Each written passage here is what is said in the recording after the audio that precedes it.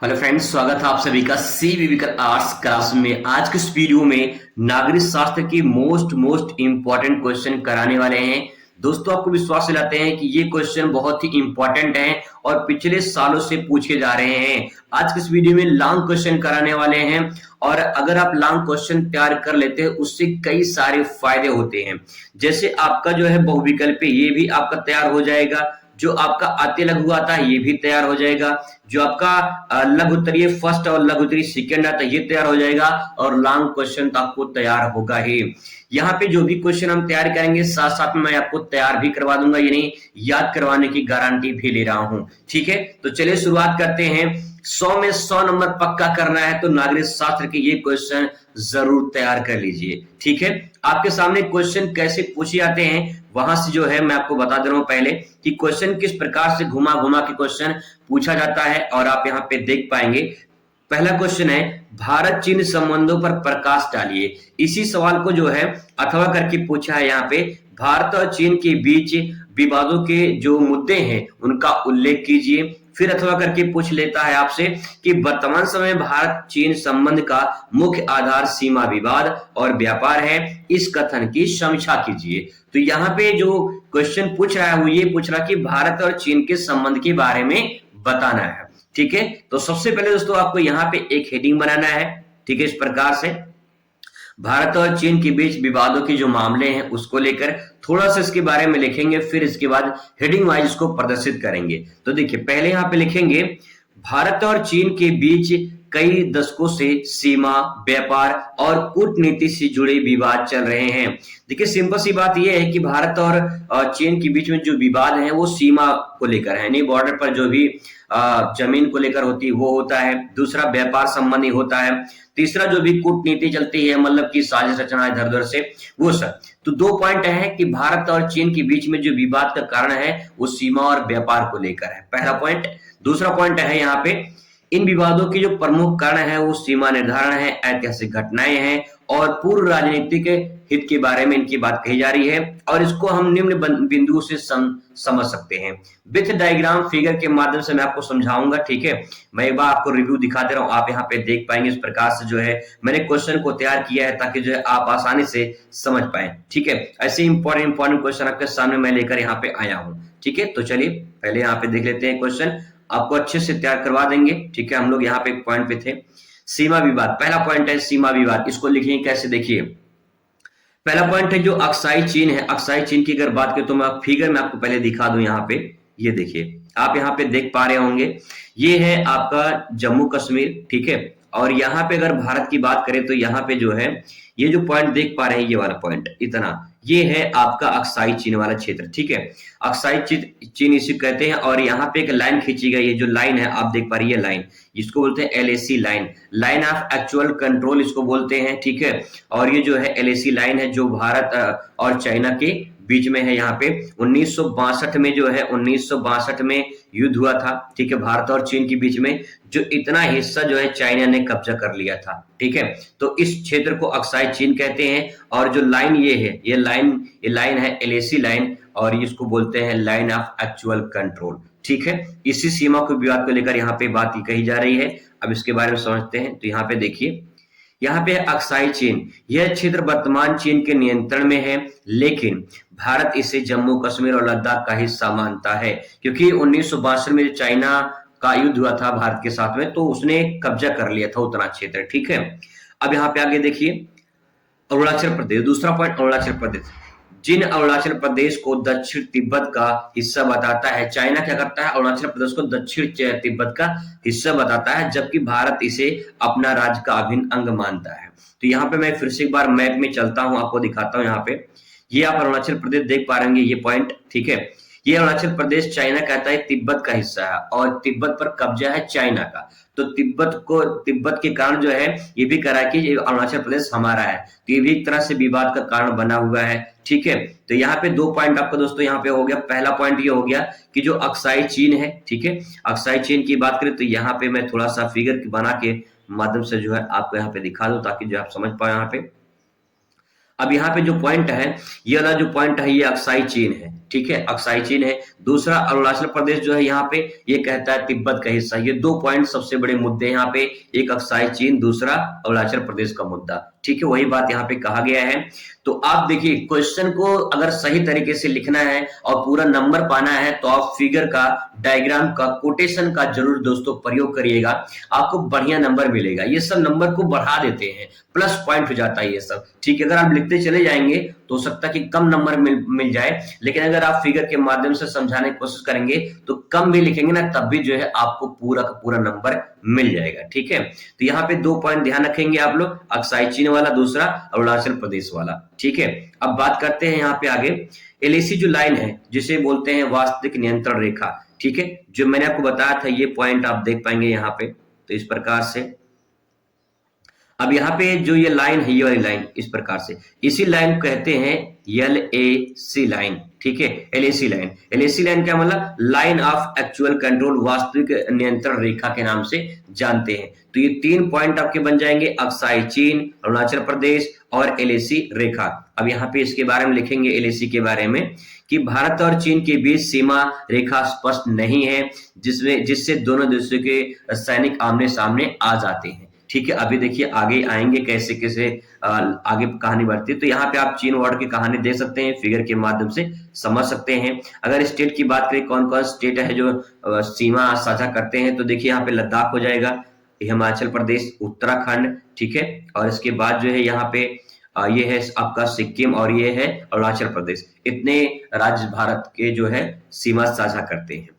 अब दोस्तों बात करते हैं अगले पॉइंट पर। अगला पॉइंट यहाँ पे है डोकलाम विवाद। आखिर डोकलाम विवाद क्या है इसको समझते हैं। तो सबसे पहले डोकलाम जो ये नाम है, ये पठार का नाम है, डोकलाम पठार, ठीक है। अगर इसके बारे में बात करें तो फिगर के माध्यम से मैं आपको समझा दूंगा, आपको आसान से समझ में आ जाएगा, ठीक है। यहाँ पे 2017 में डोकलाम क्षेत्र जो है ये भारत और चीन के बीच एक सैन्य गतिरोध हुआ था। यह भूटान का हिस्सा है। अब देखिए डोकलाम जो पठार है, ये जो डोकलाम पठार है ये भूटान का हिस्सा है, लेकिन चीन इसे अपना मानता है। हर जगह जो है ये अपना टांग लड़ा देता है चाइना, ठीक है। तो देखिए भूटान का हिस्सा है डोकलाम पठार, लेकिन चाइना कहता है हमारा है।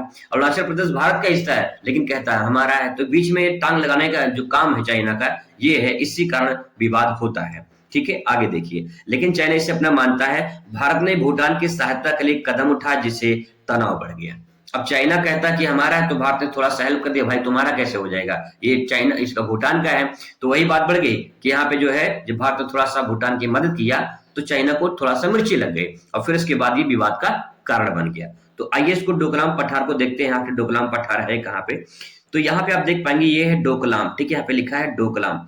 अब दोस्तों जो ये डोकलाम है, ये डोकलाम प्लेट्यू है, एक पठार का नाम है, ठीक है। और ये देख पा रहे हैं ये भूटान है, ये भूटान है, और यहाँ पे जो है बात करें तो भारत का ये सिक्किम क्षेत्र है, ठीक है। और यहाँ पे देखिए ये वाला सीन जो है यही दिखाया गया यहाँ पे। तो यहाँ पे जो है जो चाइना का क्षेत्र है, इधर जो चाइना है यहाँ पे है ना, ये चाइना का यहाँ पे वैली है, इसको बोलते हैं चुम्बी वैली, ठीक है, चुम्बी वैली ना, चुम्बी घाटी है यहाँ पे। तो ये घाटी जो है, इस घाटी कारण ये कहता है डोकलाम पठार भी हमारा है, चाइना कहता है, क्योंकि पठार जो पठारी क्षेत्र है ये भूटान के अंतर्गत आता है और चुम्बी वैली ये चाइना के अंतर्गत आता है, लेकिन चाइना कहता है ये पठार भी हमारा है। भारत ने इसका मदद कर दिया भूटान का, तो भाई उसको मिर्ची लग गई चाइना को, और फिर विवाद का कारण बन गया, ठीक है। तो इस प्रकार से आप यहाँ पे फिगर के माध्यम से अच्छे से समझ सकते हैं। अब बात करते हैं यहाँ पे अगला पॉइंट, गलवान घाटी संघर्ष। गलवान घाटी क्या है ये भी आपको बताएंगे, फिगर के माध्यम से दिखा देंगे ताकि आप समझ पाए। देखिए 2020 में 2020 की बात है दोस्तों, 2020 में गलवान घाटी लद्दाख में पड़ता है। गलवान घाटी भारतीय और चीनी सैनिक जो है बीच हिंसक झड़प हुई थी, जिसमें कई सैनिक मारे गए थे। यह घटना दोनों देश के बीच विश्वास को कम कर दिया है।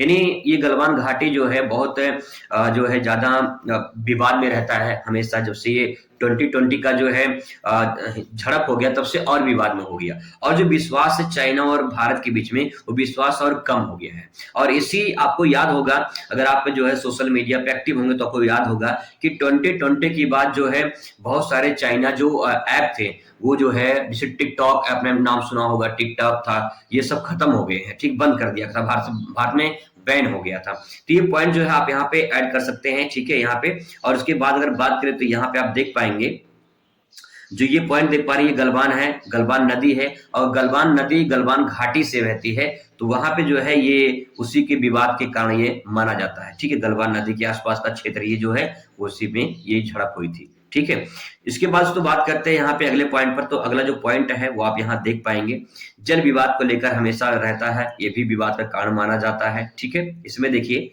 चीन ब्रह्मपुत्र नदी पर बांध बना रहा है। चीन जो है वो ब्रह्मपुत्र नदी पर बांध बना रहा है, जिससे भारत में जल प्रवाह का प्रभाव पड़ सकता है।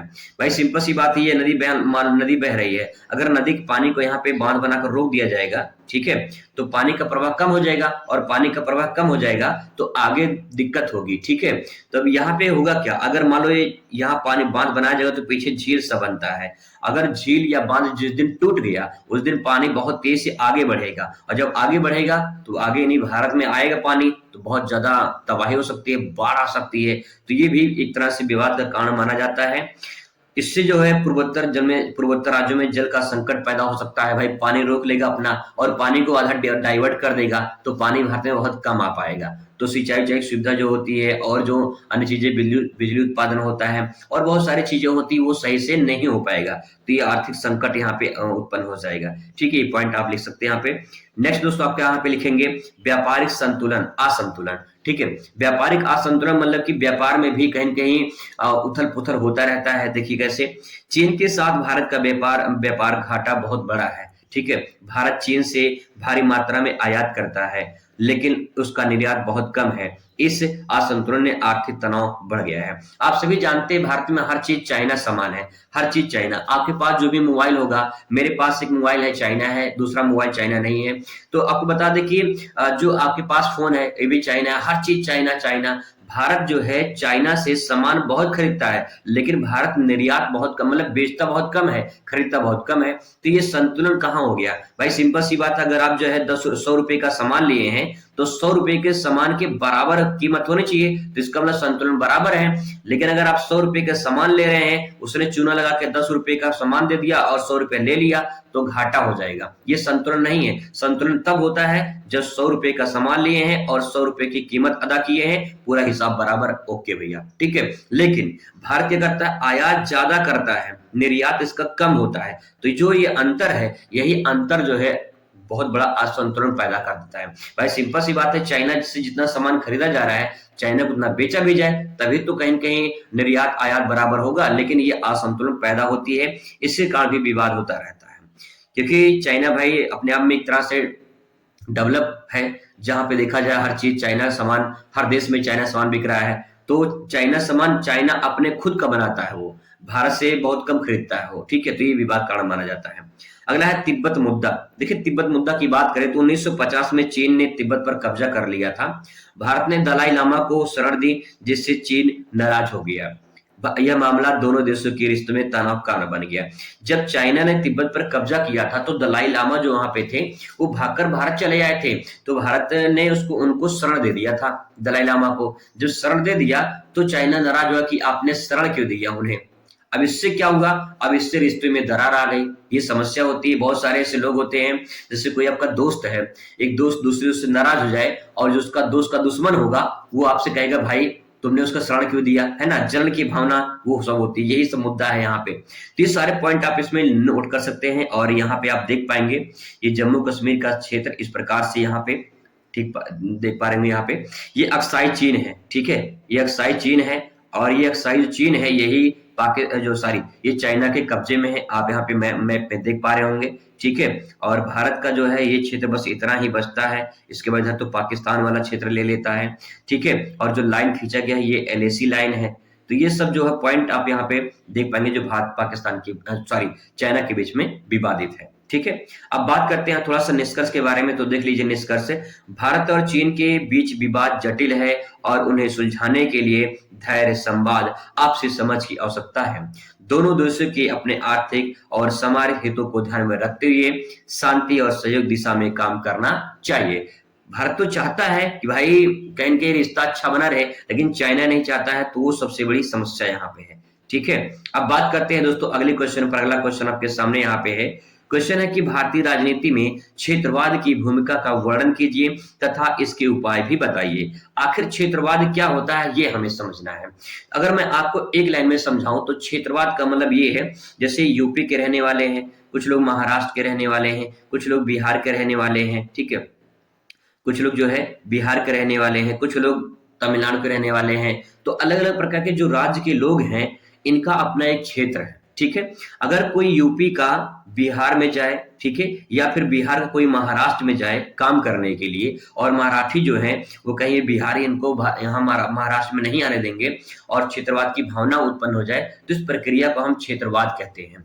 जब अपने ही क्षेत्र को सर्वश्रेष्ठ समझने लगे और उसको जो है अपने जाति के आधार पे, धर्म के आधार पे अपना बनाने लगे, उसको सर्वश्रेष्ठ समझने लगे, तो उसे क्षेत्रवाद की भावना कहा जाता है। यहाँ पे तो ऐसे ही ये पॉइंट आप यहाँ पे लिखेंगे। सबसे पहले आप यहाँ पे हेडिंग लिखेंगे और लिखेंगे इसमें क्या, देखिए, क्षेत्रवाद का अर्थ किसी देश के उस छोटे क्षेत्र से है जो आर्थिक, सामाजिक और आदि कारणों से अपने अलग अस्तित्व में जागृत हुआ है। मतलब यही है कि क्षेत्रवाद ये होता है कि कोई बड़ा सा क्षेत्र है और छोटा क्षेत्र जो उसमें है वो अपने आपको कहता है कि मैं सर्वश्रेष्ठ हूँ, मेरा जो धर्म है, मेरा जो जाति है, मेरा जो क्षेत्र है वो सबसे आगे है, वही सबसे सर्वश्रेष्ठ है। जैसे चाइना करता है कि मैं सर्वश्रेष्ठ हूँ, ऐसे ही जब देश के अंदर क्षेत्र में अपने क्षेत्र अपने आप को सर्वश्रेष्ठ बताने लगे तो समझ आइए कोई क्षेत्रवाद की भावना होती है, ठीक है। इसी बात को दूसरे शब्दों में लिख सकते हैं आप कि क्षेत्रवाद का मतलब होता है जब किसी क्षेत्र जैसे कि राज्य, जिला या क्षेत्रीय समुदाय आदि ये लोग जो है अपने हितों की प्राथमिकता देना शुरू कर दें, या फिर अपने जो है यह भावना उत्पन्न होती है जब लोग अपने क्षेत्र की संस्कृति, भाषा, आर्थिक विकास, राजनीति आदि के अधिकारों को बचाने के लिए बढ़ावा देना या उस पर जोर देते हैं।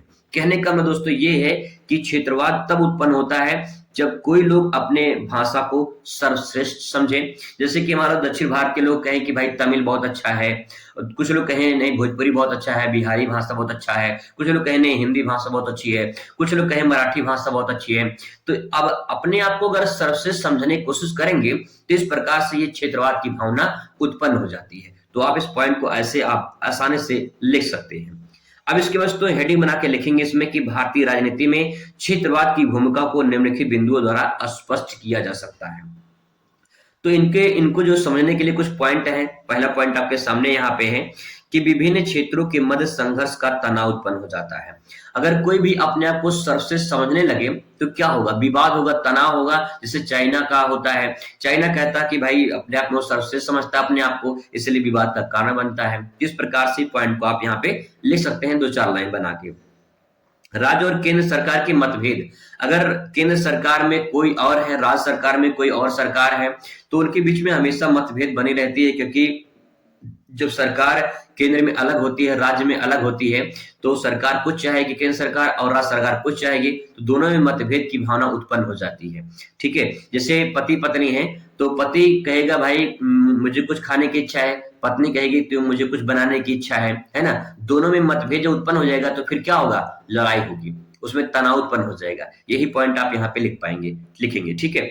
ऐसे ही नेक्स्ट है स्वार्थी नेतृत्व एवं संगठन का विकास करना। स्वार्थी नेतृत्व का मतलब क्या, अपने ही स्वार्थ, अपने ही काम से मतलब रखना, दूसरा भाड़ में जाए, ठीक है। ऐसा संगठन बना लेते हैं और अपना गुट बना लेते हैं कि जो हमारी जाति है, जो हमारी धर्म है, जो हमारा क्षेत्र है वही सर्वश्रेष्ठ है और वही जो है सब कुछ है, बाकी लोग भाड़ में जाए, इससे मतलब नहीं है। कुछ लोग ऐसे भावना रखते हैं, तो इस प्रक्रिया को क्षेत्रवाद के नाम से जाना जाता है, ठीक है। आगे है राष्ट्र एकता की चुनौती।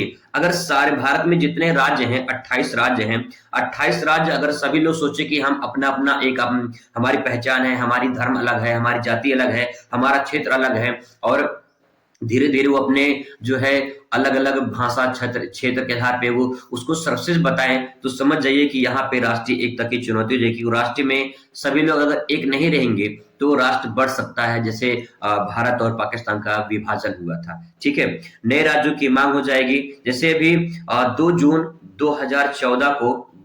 2014 को आंध्र प्रदेश से तेलंगाना अलग हुआ था, तो इस प्रकार से विवाद का कारण बन जाता है और क्षेत्रवाद के कारण ही कोई राज्य किसी राज्य से अलग होता है। ठीक है, तो ये पॉइंट ध्यान रखेंगे। ठीक है, आगे दोस्तों यहाँ पे बात करेंगे, एक पॉइंट और लिखेंगे यहाँ पे, क्षेत्रवाद रोकने के संबंध में निम्नलिखित उपाय बताइए। तो क्या उपाय बताएंगे, तो देखिए इसमें लिखेंगे राजनीति का निर्धारण किया जाए। भाई राजनीति जो होनी चाहिए वो ऐसा निर्धारण होना चाहिए कि सभी राज्यों में एक समान हो, और दूसरी बात की राजनीति बहुत अच्छी होनी चाहिए ताकि कोई मतभेद की भावना उत्पन्न ना हो पाए। नेक्स्ट, आधारभूत ढांचे का विकास किया जाए। आधारभूत ढांचे का विकास का मतलब ये है भाई, एक समाज है, समाज के लोगों को क्या चाहिए, रोटी कपड़ा मकान चाहिए, एक अच्छी जॉब चाहिए, सरकारी नौकरी मिल जाए नहीं तो कहीं प्राइवेट नौकरी मिल जाए जिससे उनका अच्छा जीवन यापन चले।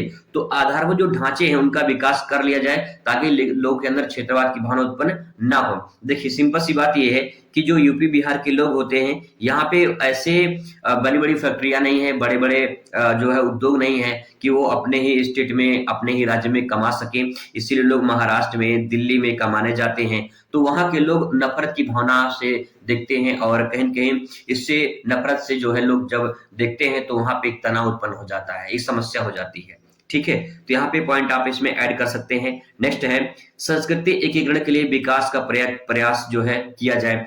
जो संस्कृति है भाई, हर धर्म की अपनी संस्कृति होती है, हर जाति की अपनी एक कल्चर होती है, संस्कृति होती है, तो सभी को संस्कृति को ध्यान में रखते हुए आगे काम करना चाहिए। सभी राज्य की अपनी अपनी संस्कृति होती है, वहां का अपना भाषा होता है, वहां का अपना उनका धर्म, अपना जाति, अपना एक पहचान होती है, तो सबको एक नजर से देखना चाहिए ताकि किसी को दिक्कत परेशानी ना हो। नेक्स्ट है क्षेत्रीय भाषाओं का सम्मान किया जाए। जो क्षेत्रीय भाषा है, चाहे तमिल हो, उड़िया हो, पंजाबी हो, मराठी हो या एनीवन कोई भी भाषा हो, सबका सम्मान किया जाए और सबको सम्मान नजर से जो है देखा जाए ताकि जो है कभी विवाद उत्पन्न ना हो जाए। नेक्स्ट है जाति धर्म को समानता से अपनाया जाए। देखिए भारतीय संविधान में कोई भी धर्म सर्वश्रेष्ठ नहीं है, सभी धर्म समान है और भारतीय संविधान की नजर में जो है किसी धर्म को सर्वश्रेष्ठ की मान्यता नहीं दी गई है। इसीलिए भारत में सभी धर्म के लोग अपने अपने धर्म में जीते हैं, रहते हैं, उनका प्रचार प्रसार करते हैं, कोई दिक्कत नहीं है। ऐसे ही सभी धर्मों को मानना चाहिए, चाहे जो भी धर्म हो, सभी को धर्म को समान रूप से देखा जाना चाहिए और उनको सम्मान देना चाहिए।